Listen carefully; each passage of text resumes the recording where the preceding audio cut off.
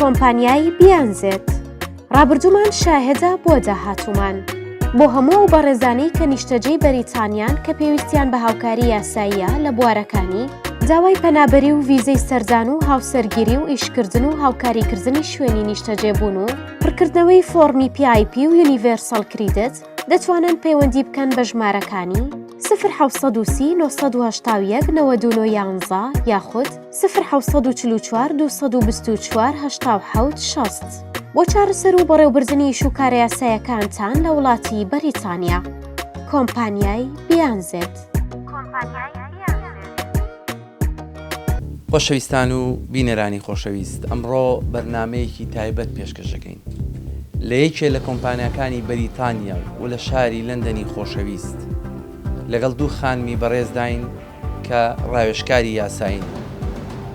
دەمانەوێت ئەمڕۆ بپرسین بزانین بۆ ئەم کۆمپانیایان داناوە، مەبەست لە دانانی ئەم کۆمپانیایە و دەست بەکاربوونی ئەم دوو خانمە چییە؟ جا پێم خۆش بوو سەرەتا و یەکەمین پرسیار وە سڵاوی بەرنامەکەمان بگێنم بە خات و بەسمە. سڵاو لەبێ خات. سەرچاو بەخێر بن. ئەمەوێ بپرسم ناوی ئەم کۆمپانیایە چییە و بۆ ئەو ناوە؟ ئێمە ئەم کۆمپانیامان ناوناوە BNZ Legal Advice Center بە ناوی خۆم و ژیانخانەوەیە کە هەردووکمان دەستمان کردووە بەم کارە بۆی کە هاوکاری هاوڵاتیانی کورد بین لە لەندەن و لە بەریتانیا بەگشتی.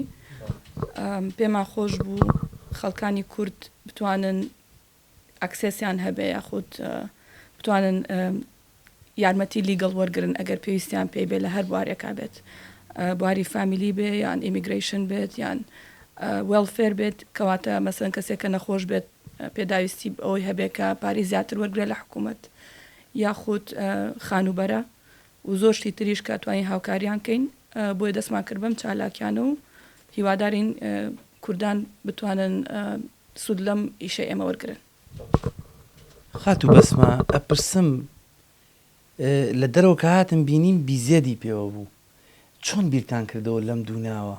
یعنی شتێکی زۆر جوان بوو بەلامەوە، دوو خانم لە لەندەنی پایتەخت کە بەڕاستی شارێکی زۆر مەشغوڵە، خەڵکەکەی بەردەوام خەریکی ئیشن. چۆن لەم مەشغەڵەتا بیرتان لەو دوو ناوە کردەوە بیرتان لەوە کردەوە ئێرە دانێن؟ یعنی بەڵێ BNZ وەکو ناوی خۆم و ژیانخانە کە ناومان ناوە لە BNZ زۆر بێ کۆمپانیاکان وا دەستیان پێ کردووە کە ناوی کەسەدارەکان بوون کردوانە بە ناوی کۆمپانیاکە، بۆیە بڕیاری ئەومان لێنا کە ناوی بنین BNZ Legal Advice Center. خۆم شخصی خۆم مێژوویەکم هەیە لەوەی کە یارمەتی کوردم ماوە لە وڵاتە، حەزم کردووە لەگەڵ ڕێکخراوە کوردیەکانە ئیشکەم و بە پێی توانای خۆم توانیمە خزمەتێک بکەم بە گەلی کوردێرە. ژیانخانیش بە هەمان شێوە کە چەند ساڵێکە پامنێری NRT و زۆر هاوکاری خەڵکانی کردووە خەڵکی کورد بە تایبەتی پەنابەرەکان، حەزمان کرد ئەم ئیشە بکەین بە یەکەوانێ و بۆیە هاوکاری زیاتری خەڵکی کوردکەین. قورس نییە دوو خانم، یعنی دوو خانم ڕێکەون هەردووچیان ئەم شوێنە بەڕێوە بەرن، قورس نییە بۆ ئێوەیە لە ئیشەکە ڕاهاتون؟ ئێمە خۆمان پێشترم ئیشەمان کردووە، خۆم شخصی خۆم دەمێک کردومە. قورسیەکە هیچ شتێ ئاسان نییە لە ژیانە، قورسە بە تاکید، بەس ئەگەر ئینسان پاڵپشتی یەکتری بکە ینی خانم بێت ئافرەت بێ یا پیاو بێ فەرقی نییە. ئەگەر تۆ چاونە ترس بیت و دەستکەی بە ئیشێک و هەموو هەوڵ و توانایکی خۆت بکەیتە گەڕ بۆ ئیشە، ئەتوانی هیچ شتێک محاڵ نییە، توانین دەستکەی بە هەر خەونێکە بێ بە دەستی بێنیت. ئەمەش خەونی هەردووکمان بوو، تقریبان ساڵێکە بوو باسمان لێ ئەکرد و حەزمان لێ بۆ ئیشە بکەین بە خۆشحاڵیەوە بە توانای هەردووکمان توانیمانە ئیشە بکەین. خات و بەسمە ئەپرسم فیدباکی ئەو خەڵکە چۆنە کە ڕۆژانە سەردانی ئێوە ئەکا؟ کاردانەوەیان چۆنە کە دێن دوو خانم لە ئۆفیسەکەیان و کۆمپانیایەکیان دانا و ئیشەکانیان بۆ ئەکەن؟ کاردانەوەی ئەو خەڵکە چۆنە؟ بەگشتی فیدباکی باشمان بۆیت لەبەرەوەی وی try our best، ینی هەتا توانین محاولاکەین کە بتوانین ئیشەکانیان بۆ جێبەجێ بکەین لەگەڵ چەند کۆمپانیاکی گەورەی محاماتی ئیشەکەین، یەک لەوانە کاک نەجاتە و لەگەڵ تاج ئیشیش ئەکەین، لەگەڵ چەندەها کۆمپانیای ترن کە ئیشمان بۆکەن کە ڕپیتیشنێکی باشیان هەیە کە زۆربەی کەیسەکانیان سکسەسفڵ بووە.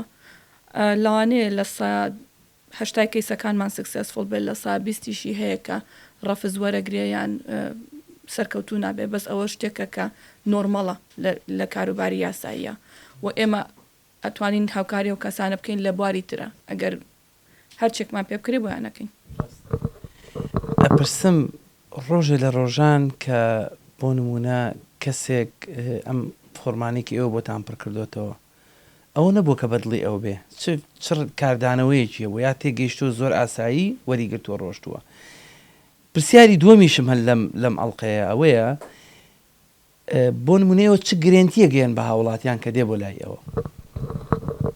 هیچ شتێک لەم وڵاتە بەڕاستی بە گەرنتی نییە. تۆ نازانی چۆن کەیسی شکەوتووە، هەر کەسە کەیسی خۆی جیاوازە.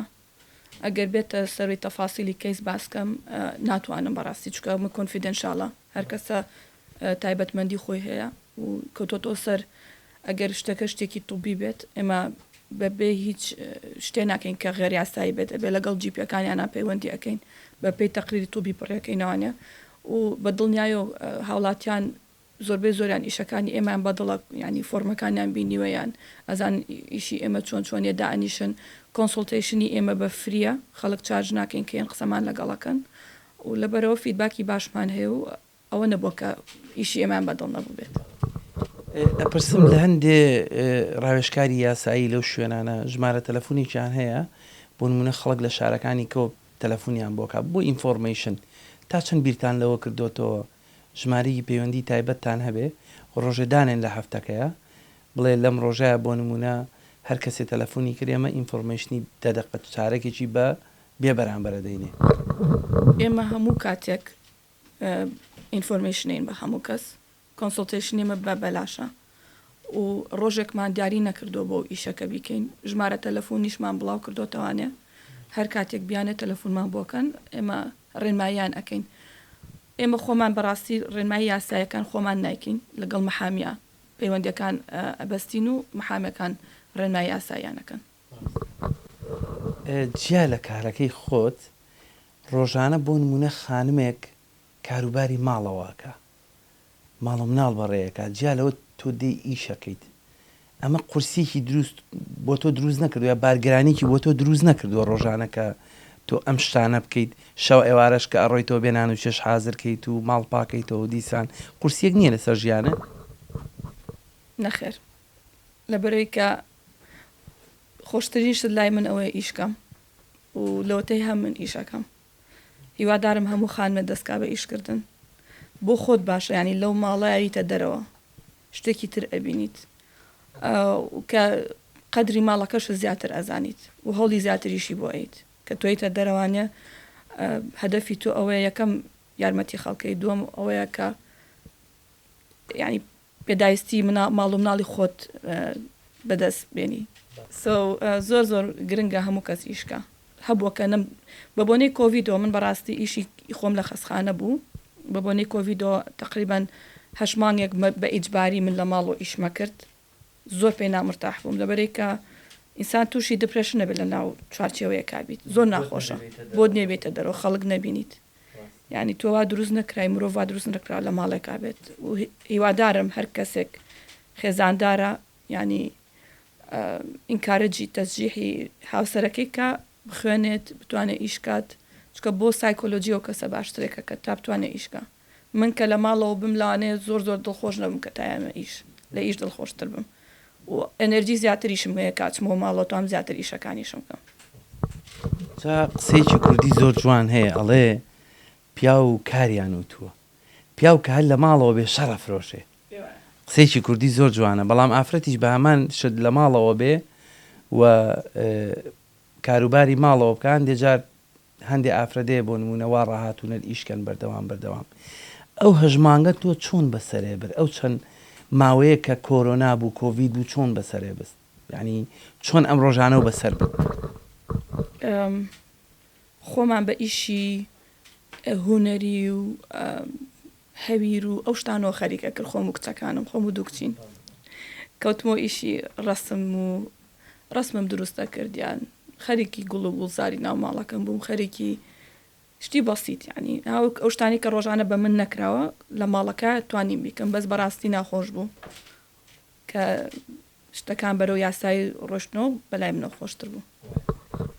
خات و بەسمە جیا لە کارەکەی خۆت تۆ چەندین ساڵ کاری خۆبەخشی و کردووە لە ڕێکخراوەکان ئەمە بپرسم ئەمە چ دەستکەوتێ بوو بۆ تۆ لی پەشیمان نیت؟ من زۆر خۆشحاڵم، زۆر شتی باشم دەستکەوتووە، هەموو شتێکیش مادە نییە. لەگەڵ مناڵی کووردا ئیشمان کرد، ئێمە ڕێکخراوی ئەو کاتە چەند ڕێکخراوێکی کوردی بوون کە مەکتەبی کوردی و ئانەمان بەڕێوە برد. بۆ من بەعکسەوە خۆشحاڵەکەی من ئەوە بوو کە ئەم بینی مەسەلەن چەند سەیرانێکمان ڕێکە خست، چەند کۆبوونەوەیەکمان ڕێکە خست، چەند خێزانێکی بەڕێزمان کۆ کردەوە لەوێ خەڵک یەکتری ئەناسی، مناڵەکان زیاتر ئاشنا بوون بە کەڵچەری خۆیان، ئەوە بۆ من بای هەموو شتێ بوو. قەت ڕۆژێ لە ڕۆژان وا هەڵ نەکەوتووە بۆ نمونە تۆ مناڵەکانی خۆت ئیهمالکەی بچی کاری ڕێکخراوەیەکی یعنی ئەوە متعو هەبێ بۆ ئیشەکەت؟ مناڵەکانم ئیهمال نەکردووە قەت، لەخوا بەزیابێ. و ئیشەکەش ڕەبتی هەبوو بە مناڵەکان، بۆ مناڵەکانم لەو مەکتەبە بوون. یعنی لە هەمان کاتا مناڵەکانم خۆشحاڵە بوون دایکیانە بینی کە دایکیان ئیشێکیە کرد، پیان خۆشە. مناڵ ئەوەی پێخۆشە کە دایکی بە سەرکەوتوی ببینێت. بەرەوە مناڵ بۆ ئیهمال نەبوو و مناڵەکان بەعکسەوە پێیان گەشەیان پێکردووە. جێ دەستخۆشیە خانمێک جیا لە کارەکەی خۆی لە ماڵەوە کاری ڕێکخراوەیی کردووە، لە هەمان کاتە مناڵەکانی خۆشی لە ناو خوێندنگەکەیە بوون، کەواتە کوروتەنی ئەڵێ بە تیرێ دوو نیشانی پێکاوە، هەم خزمەتەکە هەم مناڵەکانی خۆشی لە بوارەکە زیاتر گرنگی پێداوە. دەمەوێت بپرسم هیچ کاتێ کارتان کردو بۆ ڕەفیجی یاخود پرسیاریان لە ئێوە کردووە چیتان بۆ کردو؟ خۆی بەپێی قانون هەر کەسێک لەگەڵ ئیمیگرانتێکا قسە بکایە بێوێت ئەدڤایزی ئەو کەسە بکا کە ئیشی ئیمیگرێشنی هەیە ئەبێ OISC ڕەجیستریشنی هەبێت و ئێمە بە خۆشحاڵیەوە چەند محامیەکمان هەیە کە ئەتوانن ئەدڤایزی ئەو ڕەفیجانە بکەن. شخصی خۆمان بەس ئیشە سەرەکیەکانیان بۆ ئەکەین، بۆمان نییە ئەدڤایزیان بینێیان مەسەلەن زۆر ئیش هەیە کە چەند ڕێکخراوێکی تر ئەیکەن ئەوە غێرقانونیە، ئەبێت بەپێی قانون ئیشکەی لە وڵاتە و ڕێزی قانونەکانیش بگریت کە تۆ شوێنێکی یاسایی دانیت. و لەبەرەوە من شخصی خۆم ئەدڤایزی ئیمیگرنت ناکەم، ئەیەم بە محامەکانمان ئەوانەیەکەن بۆمان نێ بەپێی یاسا. ئەگەر بشزانم شتەکە بۆم نییە کەس ئێبێ کەسەکە OISC ڕەجیستریشنی هەبێت. خات و بەسمە دەمەوێت بپرسم ئێوە کار لەسەر نەخۆش ئەکەن کە لە کوردستانەوە بیهێنن بۆ ئێرە و لێرە و هاوکاری ئەو نەخۆشانەکەن کە فەندێ وەرگرن، چۆنە ئەمە؟ ئەو بیرۆکەیمان چۆنی بۆ هاوکاری کەسانی نەخۆشکەین ئەوەیە کە خۆم باگراوندێکم هەیە لەگەڵ نەخۆشا زۆر ئیشم کردووە، لەبەرەوەی توێژەری زانستیم لە Royal Free Hospital ئیشم کردەوە و بایۆمێدیکل ساینتیست، ینی حەزێکم تیا هەیە کە بمێ یارمەتی نەخۆش بم و ئەو شتەش چۆن بۆمان هاو کە ئێمە ئەبینین مەسەن وڵاتانی تر وەکو قەتەر و ئیمارات و چەنەها وڵاتی ترکەیەن لێرە ئەکسسیان هەیە بۆ باشترین چارەسەر و لە هیچ وڵاتێکی تراکە دەست ناکەوێت، لەبەرەوەی کە لێرە بەڕاستی زۆر توێژینەوەکانیان لە ئاستێکی بەرزایە و لە وڵاتی ترا ئەو مێدیکل تریتمنتانە دەست ناکەوێت. حەزمانە کرد خەڵکی کوردیش لە کوردستان ئەکسسیان هەبێ بتوانن بێن بۆ ئێرە، لەبەرەوە بڕیارمانمە ئیش لەسەر مێدیکل ڤیزە بکەین، لەگەڵ کۆمپانیای پارەماونتا ئیش ئەکەین کە ئەوان چەند ساڵە خەڵکی قەتەری و ئەوانە ئەهێنن بۆ ئێرە چارەسەریانەکەن. بە خۆشحاڵی و توانیمانە لەگەڵ ئەوانە ئەو دەستکەین بەو کاروبارە. چەند نەخۆشێکیش حالیان بەڕێوەن ئێستا کە بتوانن لێرە بێن چارەسەری خۆیان کەن. یەک لەو نەخۆشیانە ئەوەیە کە لە 1 ملیۆنا 1 کەس هەیەی توانیمانە لێرە لە خەسخانەیەکە لە بەشی ریسێرچی ئەوانە بتوانین فری ئۆف چارج تریتمنتی ئەو کەسە بکەین. ئەو شتێکی زۆر شانازیە بۆ ئێمە کە بتوانین ئەو ئیشانە بکەین. دەتوانم بڵێن ئێوە یەکەمین بیرۆکەی لەم بابەتەتان خستۆتە ڕوو، وەکو خۆتان خەڵکی کوردستان چۆن پەیوەندیتان پێوە بکە بۆ ئەوەی بتوانن نەخۆشەکانیان بێنن بۆ ئێرە فیزە وەرگرن هاوکار بن لەوە؟ خۆی سەرچاوەی ناسینی کۆمپانیاکەمان بە خەڵکی کورد و کوردستان ژیان خانە ئەو زیاتر یعنی ئیشەکانمان بڵاوکاتەوە سەرکەوتنی ئێمە بڵاوکاتەوە و ئەکسس چۆن هەبێ بۆ سەرڤیسی ئێمە لە ڕێژیان خانەوە ئەکرێت ئەوان زۆربەی کات پەیوەندی بە ئەوەکەن و ئێمەش لە ڕێی ئەوە ژمارەکانمان دەسەکەوێت و لەگەڵیان قساکەین و ڕفێرەڵیان بۆ ئەەکەین ئێمە بە خۆشحاڵی و توانیمانە لەگەڵ کۆمپانیایەک لە کوردستانە کە ئیشی ڤیزە ئەکەن ئەو پەیوەندیە دروستکەین لەگەڵ پارەماونتاو ئەم نەخۆشانە لە کوردستانەوە ئەتوانن سەردانی فەرعەکەی ئێمە بکەن لەوێ و ناونیشانیان عینە و لێرەشەوە ئەکسپتنسیان بۆ وەرەگرین لە نەخۆشخانەکان کە ئێمە کە ئەمان ئەتوانن چارەسەریان بەو هۆی ئەوە توانن ڤیزەکە وەرگرن. خاتو ژیان ئەپرسم ڕۆژانە کاروبارتان چۆنە سەعات چەندێن بۆ ئیشەکانتان چۆنە؟ ئەوەی ڕاستی بێ ئێمە ڕۆژانە دێن بۆ ئۆفیسەکەمان دوای ئەوەی کە کۆبوونەوەیکەکەین خۆم خۆی لەسەر پلانی ڕۆژەکەمان کلانتمان هەبێ ئەمبینین کلانتمان نەبێ دانیشین ئەو کارانی کە پێویستە جێبەجێکەین جێبەجێ ئەەکەین. چۆن بڵێ کاردانەوەی ئەم کەسانە کە دێن بۆ لاتان یاخود ئەو ڕۆژانەکە ئێوە بەردەوام لەسەر هێڵەکانی تەلەفۆن بارگرانێکی دروست نەکردو بۆ ئێوە؟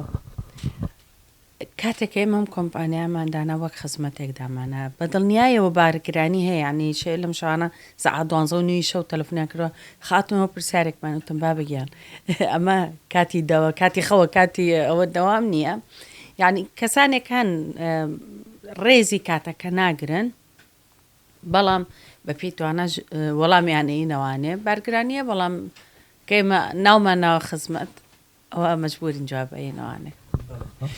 تا چەند کێشەتان لەگەڵ ئەوانەیە هەیە بۆ نمونە مۆعیدیان نییە لەگەڵ ئێوەیە بەڵام هەردێن ڕۆژانە یاخود ئێوە چیان پێڵێن بۆ ئەو کەسان؟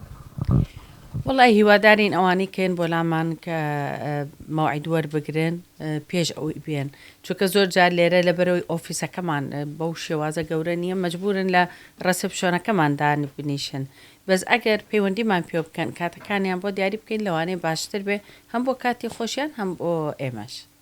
ئەوەی کە گرنگە بەلامەوە چیت هەیە بۆ کەسانە بۆ نمونە چیت هەیە بۆ کەسانە کە ئەیانەوێت سەردانە بکەن یانەوێت پەیوەندیتان پێوە بکەن چۆن هاوکاریانە بن چۆن لەگەڵیانە ئەبن؟ کاتێک کە کەسێک پەیوەندیمان پێوە ئەکات و داوای یارمەتیەکەکە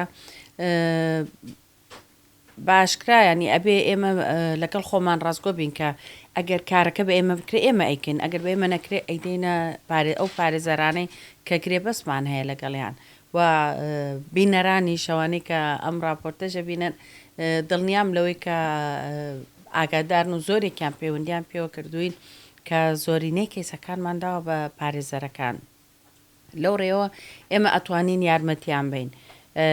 زۆر کەسێ ئەڵێ گرانە سێرڤیزەکەتان بەڵام ئێمە پارەین بە پارێزەرەکان ئەو کارە بکەن بەڕاستی نێتی ئێمە زیاتر خزمەتەکەیە تاکو پارە پیاکردنەکە ئەبێ ئەوە نەش ئینسان پیا بکە تاکو ئۆفیسەکە بدرێت یا پێداویستی ئۆفیسەکەش کۆڤەر بکە بەڵام ئەو ئیشەی ئێمەشەیکەین دڵیان لە هیچ شوێنێکی کە ناکرێت.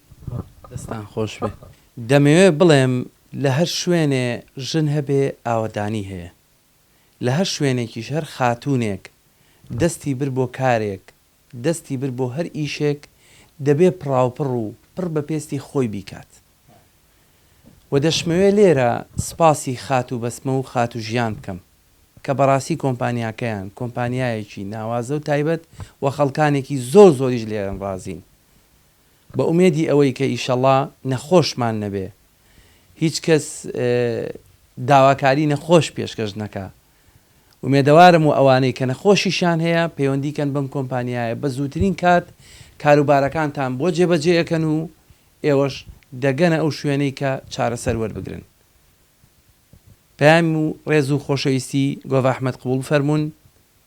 سپاس بۆ هاوکاری خۆشەویستم شەموز نادر لە بەرنامەیەکی تری تایبەت تا بەجێتان هێڵین تا بەرنامەیەکی تر خواتان لەگەڵ.